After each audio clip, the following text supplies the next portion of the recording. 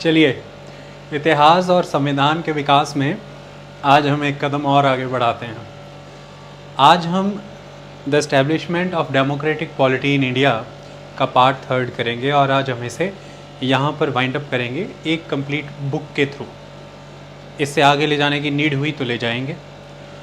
हमने पिछले लेक्चर के तहत अच्छे से समझा कि किस तरह से फंडामेंटल राइट्स, जो लास्ट कुछ मिनट्स में हमने जो पढ़ा था कि फंडामेंटल राइट्स और डायरेक्टिव प्रिंसिपल्स का कंसेप्ट इवॉल्व हुआ, जुडिशरी का उसमें कितना सेक्रेड रोल है और जुडिशरी को क्यों एग्जीक्यूटिव और लेजिस्लेचर से सेपरेट रखने की बात होती है, क्योंकि जुडिशरी एक स्ट्रॉन्ग बॉडी है भारत में जिसके तहत कॉन्स्टिट्यूशन को इंटरप्रेट करने की एक सोल अथॉरिटी है, वो गार्जियन है कॉन्स्टिट्यूशन की और रिस्पॉन्सिबिलिटी है जुडिशरी की कि फंडामेंटल राइट्स की सेंक्टिटी को इंटैक्ट रखे जब कभी भी स्टेट उन्हें इंक्रोच करने की कोशिश करे। ये एक बहुत इंपॉर्टेंट एस्पेक्ट है। इसलिए जुडिशरी के पास एक स्ट्रॉन्ग जुडिशियल रिव्यू की पावर है आर्टिकल 13 के तहत, और इसी जुडिशियल रिव्यू की पावर के तहत अब तक जुडिशरी कई जजमेंट्स देती आई है और लेजिस्लेचर के कई लॉज को नल एंड वॉइड डिक्लेयर करती आई है, अल्ट्रा वायरस डिक्लेयर करती आई है, और इन्हीं रूलिंग्स के माध्यम से basic feature of the constitution की थ्योरी का एवोल्यूशन हुआ, जो आज दिन तक एवोल्यूशनरी है, वो बढ़ती ही जा रही है। और उन फीचर्स को किसी भी तरह से डिस्टॉर्ट करना या इस हद तक ट्रांसफॉर्म कर देना कि फीचर अपने आप में ही ख़त्म हो जाए या बदल जाए, ये अनुमति किसी को भी नहीं है। इसी तरह से आपके अधिकार सुरक्षित है। आज हम एक कदम और आगे बढ़ेंगे और आज उसी में the establishment of democratic polity in India में ही हमारा जो ये मेन हेडिंग्स हैं वो 3 हैं। Towards a democratic state structure, the electoral system, federal polity versus centralism, option of a democratic state. तो democratic state structure, electoral system और federal versus centralism, आज इनके तहत हम चैप्टर में आगे बढ़ते हैं। सबसे पहले आ जाता है towards a democratic state structure. देखिए, एक लिबरल ट्रेडिशन और लिबरल अथॉरिटीज़ का कंसेप्ट इंडिया में बहुत पुराना रहा। मॉडर्न सोसाइटी की अगर हम बात करें तो रेनेसेंस के समय से ही रिप्रेजेंटेटिव गवर्नमेंट्स की डिमांड की जाने लगी थी, ऐसा मैंने आपको पढ़ाया था। और राजा राम मोहन रॉय एक बहुत ही इम्पॉर्टेंट पर्सनैलिटी के तौर पर उभर करके आए, इसलिए उन्हें पायनियर ऑफ मॉडर्न इंडिया भी कहा जाता है। ऐसा क्यों था? क्योंकि उन्होंने रिप्रेजेंटेशन की बात की, सिविल सर्विसेज को रिफॉर्म करने की बात की, उसको इंडियनाइज करने की बात की, एजुकेशन सिस्टम में साइंस एंड टेक्नोलॉजी को इंडक्ट करने की बात की, जो ऑर्थोडॉक्स इंडियन सोसाइटी थी उसे ओपन करने की बात की, साइंस एंड टेक्नोलॉजी की तरफ आगे बढ़ने की एक दिशा दिखाई उन्होंने, और गवर्नमेंट को मोटिवेट किया, सपोर्ट किया कि वो जितने सोशल इविल्स एग्जिस्ट कर रहे हैं इंडिया में उन्हें अंत करे और सभी को बराबरी का अधिकार दे। जैसे वुमेन के लिए काफ़ी कुछ किया, कास्ट डिस्क्रिमिनेशन को ख़त्म कराने के लिए भी उन्होंने प्रयास किए। इस तरह से राजा राम मोहन रॉय ने लोगों में एक नई चेतना फूंकने का काम किया। उन्होंने भारतीय ग्रंथों के माध्यम से अब तक जो लोगों तक पहुंचाया जा रहा था एक डिस्टॉर्टेड वर्जन कि भाई समाज में यह कुरीतियाँ जैसे कि सती प्रथा, यह वेदों में और भारतीय धर्म ग्रंथों में गिवन है। उन्होंने वेद धर्म ग्रंथ इन्हीं का उदाहरण दे करके उन्हीं के वर्सेस कोट किए और लोगों को सच्चाई से अवगत कराया। ये एक इनका इम्पॉर्टेंट रोल था। ऐसे में वो गवर्नमेंट के एंड पर ऑलवेज यह चाहते थे कि गवर्नमेंट एक रिस्पॉन्सिबल गवर्नमेंट हो। जब इंडियंस को वो सोशल इविल से बाहर कर रहे हैं, उन्हें एक पॉलिटिकल अवेकनिंग प्रोवाइड कर रहे हैं, तो इसका सीधा उद्देश्य यह भी तो बनता है कि वो उस समय की गवर्नमेंट से भी सवाल करेंगे। कौन? वो लोग, जो लोग चेतन हो जाएंगे, जो अपने ही धर्म में व्याप्त कुरीतियों को दूर करने के प्रयास करेंगे, जो अपने समाज की कुरीतियों को दूर करने की बात करेंगे, तो वह ये कैसे बर्दाश्त कर लेंगे कि जो बाहरी लोग आकर के उन पर शासन कर रहे हैं उनके शासन में भी कमियां हो? ऐसा नहीं हो सकता। तो वह हर चीज़, हर गलत चीज़ के खिलाफ आवाज़ उठाएंगे और राजा राम मोहन राय इसी के लिए लोगों को तैयार कर रहे थे। ऐसे में राजा राम मोहन रॉय के द्वारा यह तैयारियां इस बात का प्रमाण थी कि ब्रिटिशर्स के ऊपर ऑटोमेटिकली एक पॉलिटिकल और सोशल मॉरल फोर्स वर्क कर रही थी कि उन्हें इंडियंस के लिए रिस्पॉन्सिबल लॉज बनाने थे, रिस्पॉन्सिबल इंस्टीट्यूशंस देने थे। तो इसकी शुरुआत तभी से हुई। तो रेनेसेंस पीरियड से लेकर के 1947 तक अगर आप आएंगे तो एक लिबरल ट्रेडिशन, लिबरल अथॉरिटीज़ का कंसेप्ट इंडिया में स्ट्रांगली एग्जिस्ट कर रहा था। और Indian freedom fighters, Indian politicians, जिनमें मेनली एजुकेटेड एलीट क्लासेस आती हैं शुरुआती दौर में, ये ब्रिटिशर्स की राजनीतिक प्रणाली से, ब्रिटिश प्रशासनिक तंत्र से, जितना भी उनका गवर्नमेंट सिस्टम था, अपरेटस था, और जो उनका पॉलिटिकल प्रोसेस एग्जिस्ट करता था भारत में, उससे बहुत अच्छे से अवगत हो चुके थे, फेमिलियर हो चुके थे।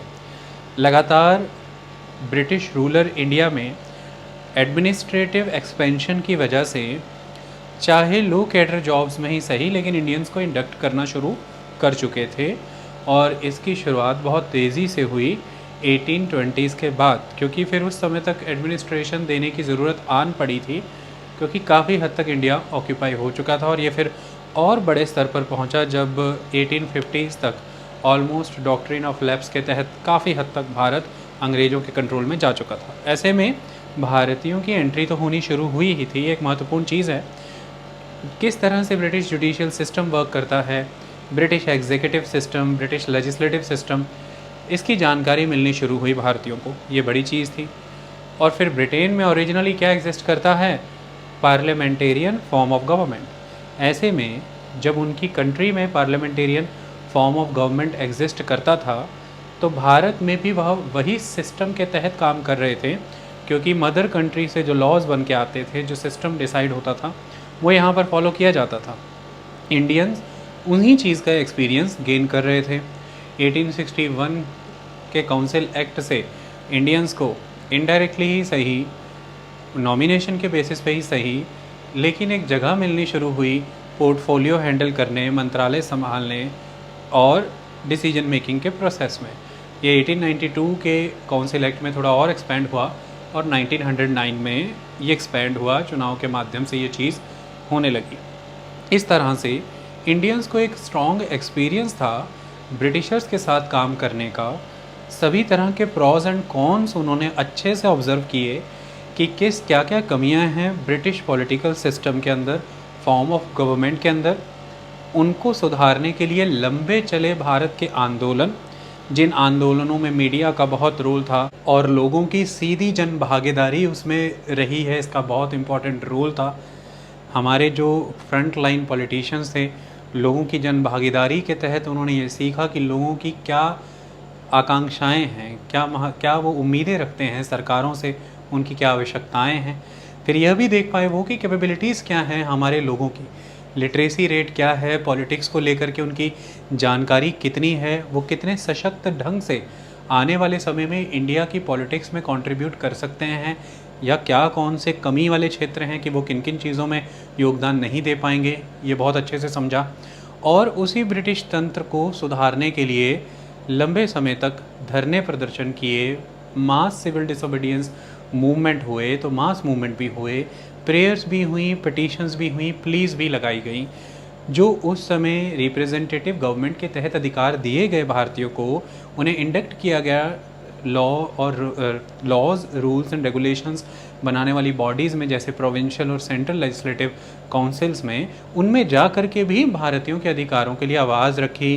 किस तरह से क्वेश्चंस रखे जाते हैं, क्या रोल होता है एक स्पीकर का, प्रिजाइडिंग ऑफिसर का, सब्सिडरी क्वेश्चन की इम्पोर्टेंस क्या होती है, किस तरह से प्रिजाइडिंग ऑफिसर के पास पावर्स होती हैं किसी भी मोशन को एक्सेप्ट करने की, कैंसिल करने की, गवर्नर जनरल का क्या रोल है, उसकी वीटोज़ की पावर डेमोक्रेसी के अगेंस्ट किस तरह से जा सकती हैं और डेमोक्रेसी को प्रोटेक्ट करने में उसे कैसे यूज़ किया जा सकता है, ओपोजिशन का क्या रोल होना चाहिए, कंस्ट्रक्टिव रोल जिसे हम कहते हैं, जो मंत्रीगण बनते हैं, जो लेजिस्लेचर से निकलती हुई एक एग्जीक्यूटिव है, वो एग्जीक्यूटिव किस तरह से जनता के प्रति अधिकतर रिस्पॉन्सिबल रहे, अकाउंटेबल रहे, उसके लिए कौन सा सिस्टम अपनाएं, क्या उसे हम टूवर्ड्स द लेजिस्लेचर रिस्पॉन्सिबल बना दें उस एग्जीक्यूटिव को।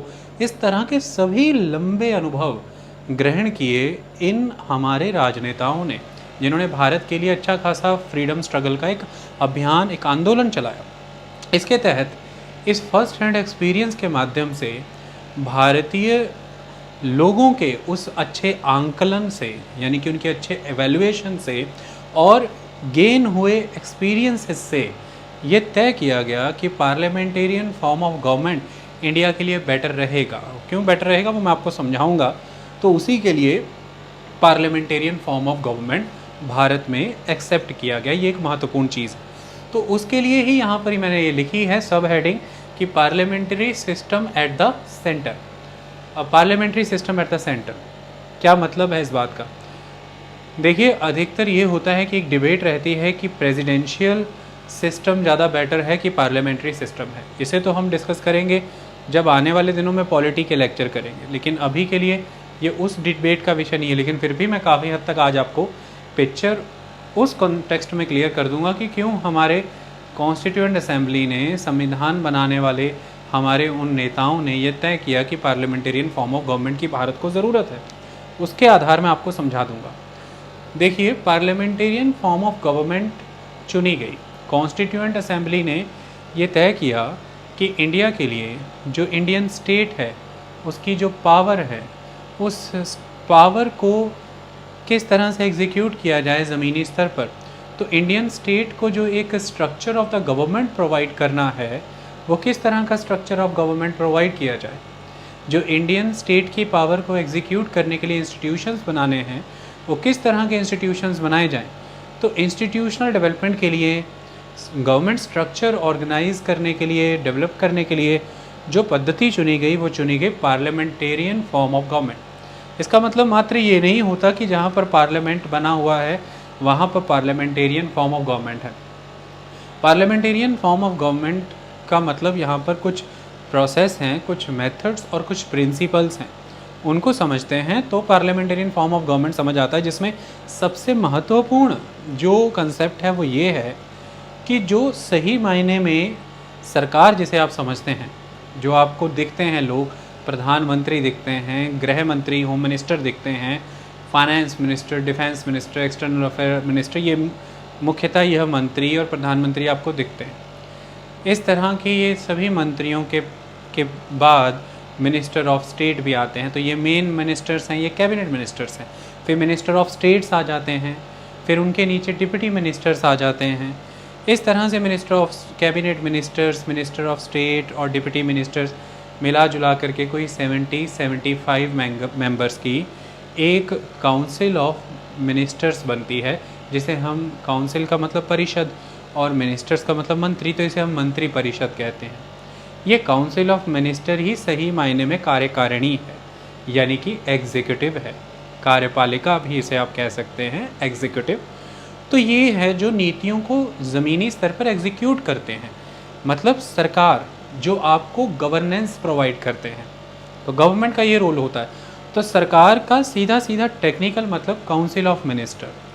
और उस काउंसिल ऑफ मिनिस्टर में मैंने आपको भी बताया था कि भाई कैबिनेट मिनिस्टर भी होते हैं, मिनिस्टर ऑफ स्टेट्स MOS जिन्हें कहते हैं, और डिप्टी मिनिस्टर भी होते हैं।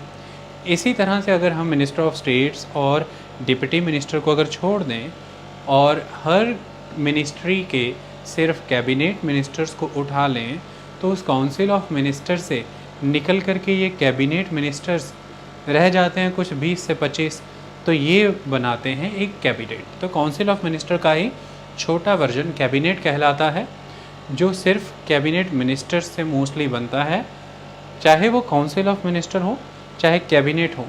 इनके हेड जो होते हैं वो प्राइम मिनिस्टर होते हैं। तो कॉन्स्टिट्यूशन में अगर बात करें तो काउंसिल ऑफ मिनिस्टर का जिक्र है, headed by the prime minister. तो प्राइम मिनिस्टर इस तरह से इन काउंसिल ऑफ मिनिस्टर और कैबिनेट्स दोनों में से जो भी शब्द आपको चुनना है, डिफरेंट समय पे कैबिनेट और काउंसिल ऑफ मिनिस्टर अपना रोल प्ले करते हैं।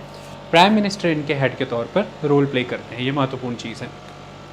ये जो सरकार, ये जो council of minister headed by the prime minister है, it is collectively responsible to the legislature, it is collectively responsible to the parliament. क्योंकि जब हम भारत की बात कर रहे हैं और बात यहाँ पर सेंटर की हो रही है, तो सेंटर में हमारे कंट्री में जो लेजिस्लेचर है, जो विधान पालिका है, जो विधान बनाने का काम करती है, वो पार्लियामेंट के नाम से जानी जाती है।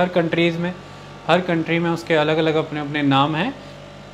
यूनाइटेड स्टेट्स ऑफ अमेरिका में उसे कांग्रेस कहते हैं, लेकिन भारत में उसे हम पार्लियामेंट कहते हैं, संसद, जहाँ पर आपके सांसद बैठते हैं, यानी कि एमपीज, माने कि मेंबर ऑफ पार्लियामेंट। इस तरह से ये जो सेंटर है, जिसकी लेजिस्लेचर का नाम पार्लियामेंट है, जहाँ कानून बनते हैं, द लॉ मेकिंग बॉडी, हमारी जो काउंसिल ऑफ मिनिस्टर है, यानी कि जो सरकार है, यानी कि सभी मंत्रीगण, प्रधानमंत्री, ये कलेक्टिवली रिस्पॉन्सिबल हैं टुवर्ड्स द पार्लियामेंट। मतलब इसका कहने का मतलब ये है कि काउंसिल ऑफ मिनिस्टर में कौन से मंत्री या प्रधानमंत्री होंगे, ये इस बात से तय होता है कि किस पार्टी के पास पार्लियामेंट के अंदर जो 2 हाउसेज हैं, लोअर हाउस लोकसभा और अपर हाउस राज्यसभा, तो किस पार्टी के पास लोअर हाउस यानी कि लोकसभा में मेजॉरिटी सीट्स हैं। किसी एक पार्टी के पास हैं तो ठीक है, वरना कोलिशन भी हो सकता है, 2, 3, 4 जितनी पार्टियां चाहे मिल भी सकती हैं। नियम यह है कि उनके पास मेजॉरिटी सीट्स होनी चाहिए। अगर उनके पास मेजॉरिटी सीट्स हैं तो फिर राष्ट्रपति उन्हें निमंत्रण देते हैं सरकार बनाने का, और फिर जो उस कोलिशन पार्टी का या फिर किसी भी इंडिविजुअल पार्टी का जो लीडर होता है, जिसे उस पार्टी के या उस कोलिशन के एमपीज़ मिल करके अपने एमपी ग्रुप का यानी कि सांसद दल का नेता चुनते हैं, उस नेता को फिर राष्ट्रपति बुला करके प्रधानमंत्री नियुक्त करते हैं। तो प्रधानमंत्री आपके देश में सही मायने में डायरेक्टली जनता के द्वारा नहीं चुने जाते। आप किसी पीएम को वोट नहीं डालते, आप तो सिंपली एमपीज़ को वोट डालते हैं। जिस भी किसी पार्टी या किसी कोलिशन ग्रुप के ज़्यादा एमपीज़ होते हैं, यानी कि मेजॉरिटी एमपीज़ होते हैं लोकसभा में, फिर वो एमपी मिलकर के आपस में जो अपना एक ग्रुप बनाते हैं सांसद दल, फिर वो तय करते हैं कि उनके सांसद दल का नेता कौन है। उस नेता को राष्ट्रपति प्रधानमंत्री अपॉइंट करता है। तो इसका मतलब ये भी नहीं था कि सीधा आपने पीएम चुना, और मतलब ये भी नहीं था कि राष्ट्रपति ने पीएम अपॉइंट किया। राष्ट्रपति अपनी इच्छा से नहीं कर सकते, वो भी बाउंड हैं मेजॉरिटी पार्टी के सांसद दल के नेता को ही उन्हें प्रधानमंत्री बनाना है, तो वो प्रधानमंत्री बना देते हैं। फिर वह प्रधानमंत्री किसी लोकसभा राज्यसभा में से किसी भी सदस्यों को, ज़रूरी नहीं होता कि अपनी पार्टी से ही, पहली बात, या अपनी कोलिशन से ही, या ये भी ज़रूरी नहीं है कि सिर्फ लोकसभा से ही, लोकसभा राज्यसभा कहीं से भी, अपनी पार्टी अपनी कोलिशन से या उसके बाहर भी किसी को भी प्रधानमंत्री चाहें तो फिर मंत्री पद के ऊपर नियुक्त करा लेते हैं, और वो नियुक्ति भी राष्ट्रपति ही करते हैं। तो इस तरह से ये जो आपकी पूरी काउंसिल ऑफ मिनिस्टर उभर करके आई, एग्जीक्यूटिव जो उभर करके आई, सही मायने में इसके जन्म का स्रोत कहाँ है? इसके जन्म का स्रोत जो है वो लोकसभा है। अगर वह पार्टी या वह कोलिशन के पास मेजॉरिटी सीट्स लोकसभा में नहीं होती, तो सही मायने में फिर कभी भी उस पार्टी या उस कोलिशन का सांसद दल का कोई नेता प्रधानमंत्री के पद पर नियुक्त नहीं किया जाता राष्ट्रपति के द्वारा। और यदि वह प्रधानमंत्री ही नहीं बनता तो फिर वो कैसे चुनता अपने मंत्रीगण, और राष्ट्रपति फिर उन्हें मंत्री कैसे नियुक्त करते? ये हो नहीं पाता।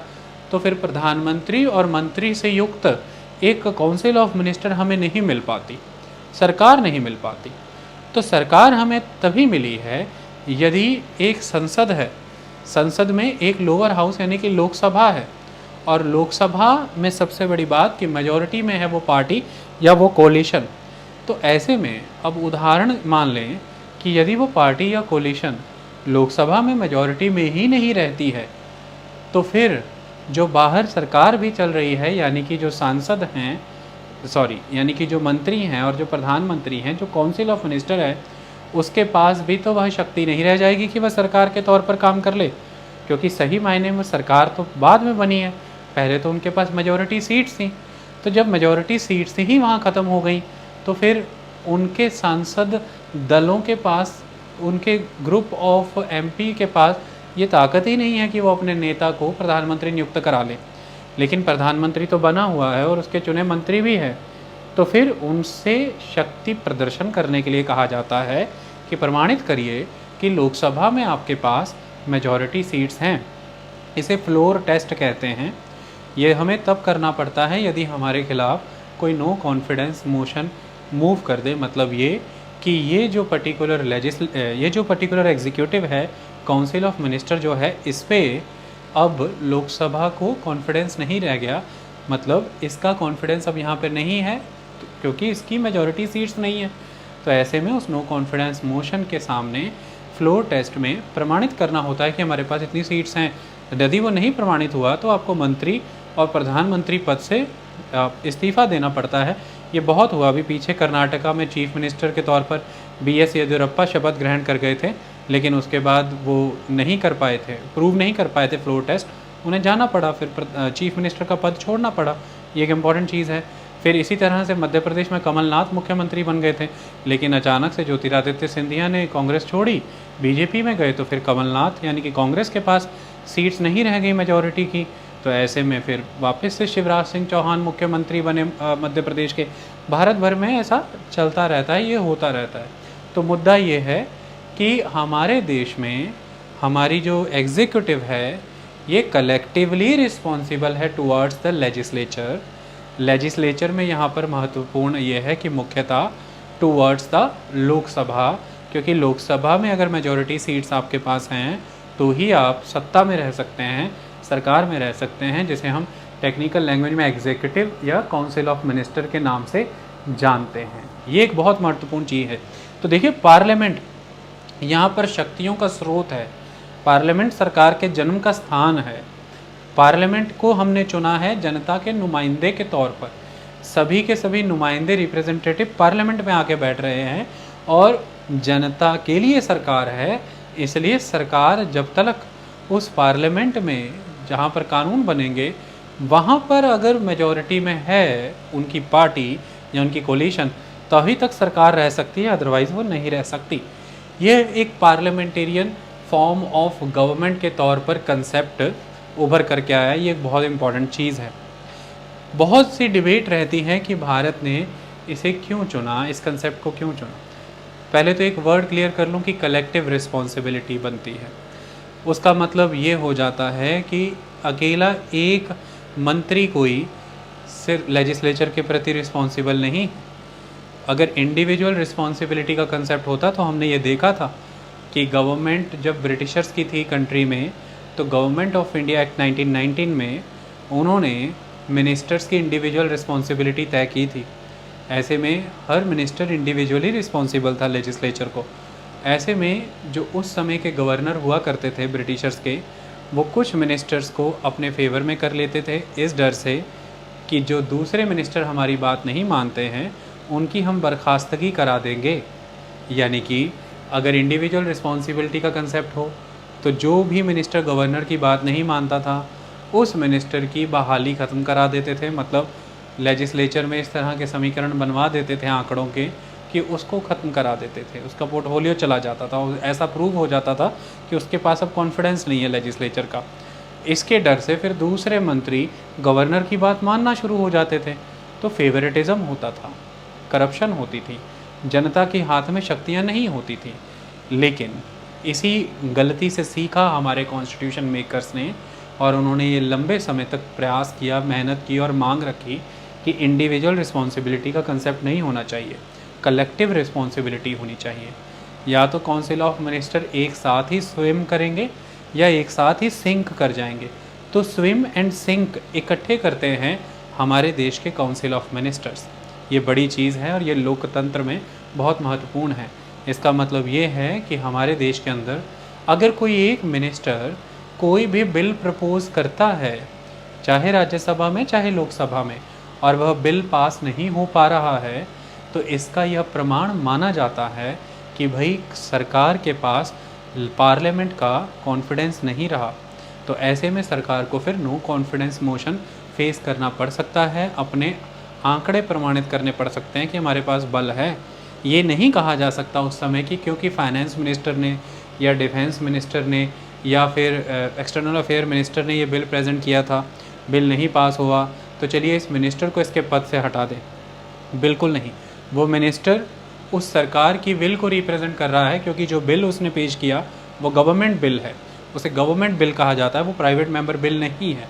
तो वो गवर्नमेंट की विल को रिप्रेजेंट कर रहा है, सरकार को। और सरकार का मतलब यहाँ से एग्जीक्यूटिव है, काउंसिल ऑफ मिनिस्टर है। इसीलिए जो भी डिसीजंस होते हैं आप अक्सर देखते होंगे, चाहे वो डिफेंस का है, चाहे वो एक्सटर्नल अफेयर का है, चाहे फाइनेंस का, कुछ भी है, डिसीजन कैबिनेट में लिया जाता है। तो मतलब सभी मंत्रीगणों पर क्योंकि जिम्मेदारी आ जाती है, कोई भी मंत्री ये कह सकता है कि उस मंत्री की गलती की वजह से हम सब का पोर्टफोलियो चला गया, सरकार गिर गई। इससे बेहतर होता कि हम सबसे चर्चा होती। इसलिए किसी भी मंत्रालय का निर्णय हो, लेकिन उसका डिसीजन कैबिनेट में होता है, और आप अक्सर सुनते हैं कि कैबिनेट ने इसको पास कर दिया है, अब इसे संसद में पेश किया जाएगा, तो कैबिनेट में उसे प्रेजेंट किया जाता है। इनफैक्ट हमारे देश के राष्ट्रपति को और राज्यों के गवर्नर्स को भी ये ताकत है कि यदि प्रधानमंत्री कोई प्रोविज़न कैबिनेट में प्रेजेंट किए बिना ही यदि प्रेजेंट कर रहा है लेजिस्लेचर में, तो प्रधानमंत्री को वो कह सकते हैं राष्ट्रपति कि आप इसे कैबिनेट काउंसिल ऑफ मिनिस्टर के सामने प्रेजेंट करिए सभी मंत्रियों के बीच में। ये शक्तियाँ हमारे देश के राष्ट्रपति को है, और ये भी लोकतंत्र को बहाल करने की बहुत बड़ी शक्ति है। तो कुल मिलाकर के इन शक्तियों के क्या उद्देश्य हैं वो मैं अभी आपको समझाऊंगा।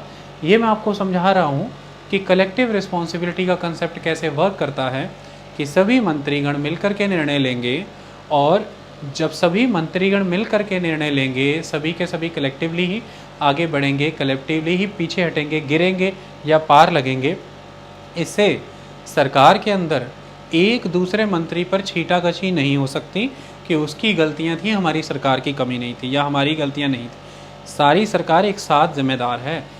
जब अच्छा काम होगा सारी सरकार को श्रेय मिलेगा, गलत है तो सरकार का ही क्रिटिसिज्म होगा। ये इंपॉर्टेंट चीज़ है। तो गवर्नमेंट को एक कलेक्टिव बॉडी की तरह इमेजिन किया जाता है, देखा जाता है, क्योंकि सब कुछ इंटीग्रल है। ये इंपॉर्टेंट चीज़ है। और कलेक्टिव रिस्पॉन्सिबिलिटी वहाँ पर नियुक्त रखी गई है प्रोविज़न। इसी के तहत पूरी की पूरी लोकसभा, जिसमें सिर्फ रूलिंग पार्टी के एमपी नहीं होते, ऑपोजिशन के एमपी भी होते हैं। वो जो सरकार नहीं बना पाए तो क्या हुआ, वो मेंबर पार्लियामेंट है, और प्रत्येक एमपी सीधे अपनी कॉन्स्टिट्यूएंसी की जनता को, पूरे देश की जनता को रिप्रेजेंट कर रहा है।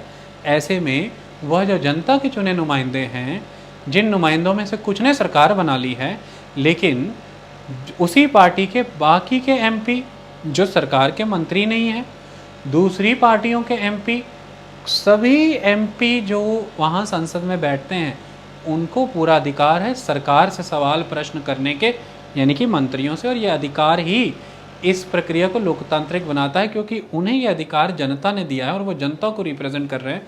इससे सरकार पर चेक आता है, सरकार पर अकाउंटेबिलिटी तय होती है।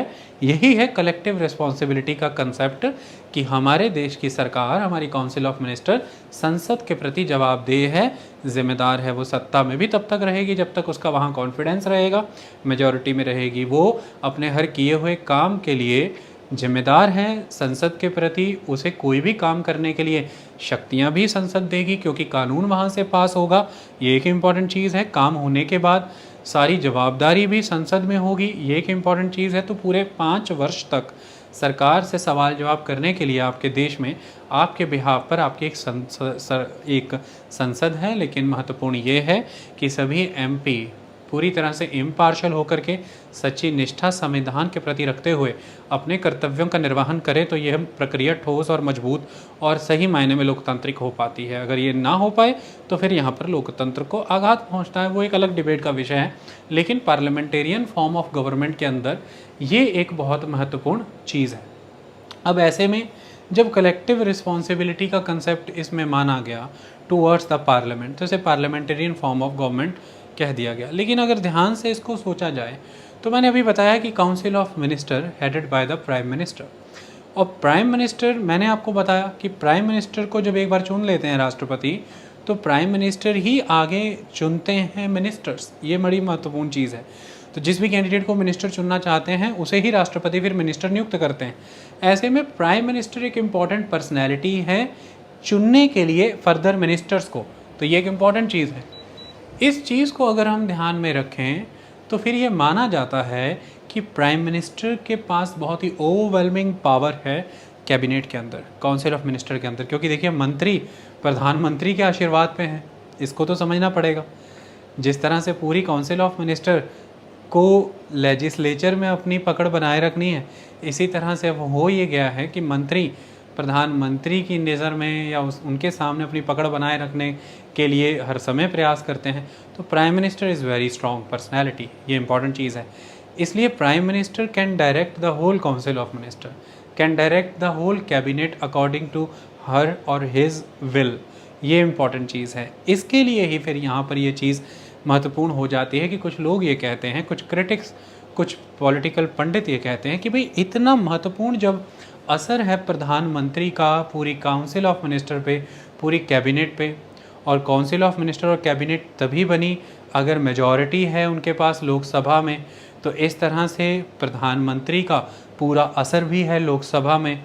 और लोकसभा राज्यसभा के मामले में बात करें तो लोकसभा दुगनी स्ट्रेंथ रखती है राज्यसभा के कंपैरेटिवली, तो ओवरऑल इस कॉन्टेक्स्ट में पार्लियामेंट पे ज़्यादा दबाव है प्रधानमंत्री का, ज़्यादा असर है प्रधानमंत्री का, ये एक इम्पॉर्टेंट चीज़ है। ऐसे में इसे ना तो कैबिनेट फॉर्म ऑफ गवर्नमेंट, ना तो parliamentarian form of government, critics कहते हैं इसे कहिए prime ministerial form of government. तो ब्रिटेन में भी कुछ क्रिटिक्स इसे prime ministerial form of government कहते हैं, इंडिया में भी इसे prime ministerial form of government कहते हैं, ये एक तरह का नाम पुकारा जाता है। वैसे इंडिया में पार्लियामेंटेरियन फॉर्म ऑफ गवर्नमेंट है, जिसे कई बार वेस्टमिंस्टर फॉर्म ऑफ गवर्नमेंट भी कहते हैं। वेस्टमिंस्टर फॉर्म ऑफ गवर्नमेंट इसलिए कहते हैं क्योंकि ब्रिटेन में, लंदन में, जहाँ ब्रिटेन की पार्लियामेंट है वो जगह वेस्टमिंस्टर है, जैसे भारत में दिल्ली जगह है। इस तरह से ही उसका नाम फिर पार्लियामेंटेरियन या वेस्टमिंस्टर फॉर्म ऑफ गवर्नमेंट भी पड़ गया। लेकिन क्रिटिक्स के माध्यम से इसे आप prime ministerial form of government भी कह सकते हैं। उसका एक तर्क वो ये भी देते हैं कि प्राइम मिनिस्टर इतने मजबूत हैं कि प्रेसिडेंट जो होते हैं कंट्री के, वो सिर्फ एक नॉमिनल पोजीशन पर ही काम कर रहे हैं। जो भी काम होगा वो on the name of the state होगा, स्टेट माने राज, और जो हेड ऑफ द स्टेट हैं वो प्रेसिडेंट हैं।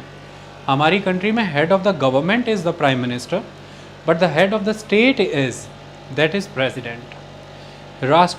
राष्ट्रपति जो हैं वो हेड ऑफ द स्टेट हैं। ऐसे में वो ये कहते हैं कि जो हेड ऑफ द स्टेट की पोजीशन है प्रेसिडेंट की, it is a nominal position, it is a rubber stamp position. इसका मतलब क्या है कि कॉन्स्टिट्यूशन ये मैंडेट देता है कि प्रेसिडेंट को काउंसिल ऑफ मिनिस्टर की एड एंड एडवाइस से ही काम करना है, जो council of minister headed by prime minister है। तो एक तरह से प्रेसिडेंट प्राइम मिनिस्टर की ही एड एंड एडवाइस से काम कर रहे हैं, क्योंकि प्राइम मिनिस्टर मेन कड़ी है, मेन लिंक है between the president and the council of minister. ये एक इम्पॉर्टेंट चीज़ है। In fact prime minister is a main link between the president and the parliament also. तो प्राइम मिनिस्टर हेड कर रहे हैं काउंसिल ऑफ मिनिस्टर को, और इस काउंसिल ऑफ मिनिस्टर की एड एंड एडवाइस पे काम करना है प्रेसिडेंट को। तो प्रेसिडेंट यहाँ पर एक नॉमिनल पोजीशन पर माने गए हैं। 5 साल के लिए प्रेसिडेंट आते हैं, उनकी फिर प्रक्रिया चुनाव की अलग है। जैसे देश के एमपी डायरेक्ट इलेक्टोरेट्स के द्वारा चुने जाते हैं, यानी कि वोटर के द्वारा चुने जाते हैं, प्रेसिडेंट को डायरेक्ट इलेक्टोरेट्स नहीं चुनते, प्रेसिडेंट को चुनता है इलेक्टोरल कॉलेज। ये इलेक्टोरल कॉलेज जो बनता है ये लोकसभा के, राज्यसभा के और राज्यों की विधानसभाओं के इलेक्टेड मेंबर से मिलकर के बनता है, और यही इलेक्टोरल कॉलेज फिर आगे राष्ट्रपति को चुनता है। जैसे एमपीज़ के इलेक्शन डायरेक्ट इलेक्शन होते हैं, मतलब सीधे वोट डालते हैं आप, यहाँ पर जो प्रेसिडेंट के इलेक्शन इलेक्टोरल कॉलेज के द्वारा हो रहे हैं ये भी इनडायरेक्ट होते हैं, मतलब सिंगल ट्रांसफरेबल वोट सिस्टम होता है। तो प्रधानमंत्री की चुनी जाने प्रक्रिया और राष्ट्रपति की प्रक्रिया में बहुत अंतर होता है, ये एक इम्पॉर्टेंट चीज़ है। 5 वर्ष के लिए वह चुने जाते हैं, नॉमिनल पोजीशन उन्हें माना गया है। पहले मैं आपको अब इसी कॉन्टेक्स्ट में स्टेट का भी कंसेप्ट बता दूं, फिर मैं ऑल इन ऑल आपको ये समझाऊंगा कि क्यों हम फॉलो करते हैं पार्लियामेंटेरियन फॉर्म ऑफ गवर्नमेंट। जैसा हम स्टेट में देख पा रहे हैं, जैसा हमने सेंटर में देखा, जो हम वहाँ पे देख पा रहे हैं, ऐसा ही कंसेप्ट स्टेट मने यहाँ पर स्टेट का मतलब राज्य, राज नहीं राज्य। तो जब हम स्टेट की बात कर रहे हैं, राज्यों की बात कर रहे हैं, तो वहाँ पर भी प्रधानमंत्री जैसे केंद्र में हैं, इस तरह से मुख्यमंत्री राज्यों में होते हैं, चीफ मिनिस्टर। अब यहाँ पर कुछ क्रिटिक्स बहुत ही कन्फ्लिक्टिंग पोजीशन बता रहे हैं कॉन्स्टिट्यूशन की और एक्चुअल गवर्नमेंट सिस्टम की, उसे हमें समझना ज़रूरी है।